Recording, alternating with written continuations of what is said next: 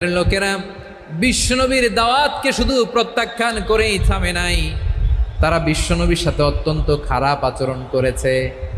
বিশ্বনবীকে শারীরিকভাবে হেনস্থা করেছে, আমার নবীকে শারীরিকভাবে অত্যাচার করেছে, আমার পেয়ারা নবীর গায়ে পাথর মেরেছে, বিশ্বনবীর গা বেয়ে ঝরঝর করে রক্ত ঝরেছে, নবী জামিনের মধ্যে লুটিয়ে পড়েছেন, আবার মেরেছে, আবার নবী হাঁটতে শুরু করলেন, পেছন থেকে আবার মেরেছে, আবার নবী রক্তাক্ত হয়ে জামিনের মধ্যে লুটিয়ে পড়লেন, আবার মেরেছে। বিশ্বনবীর মতো এত সুশ্রী মানব, বিশ্বনবীর মতো এত শুভ্র মানব, বিশ্বনবীর মতো এমন চমৎকার দেহাবয়ব দিয়ে রব্বুল আলামিন কাউকে বানান নাই। এরকম চমৎকার মানুষটাকে তারা তায়েফের ওই জামিনে রক্তাক্ত করেছে। বিশ্বনবী দুনিয়ার কোনো স্বার্থের জন্য সেখানে যান নাই, নিজের কোনো লাভের জন্য, প্রাপ্তির জন্য যান নাই। তায়েফবাসী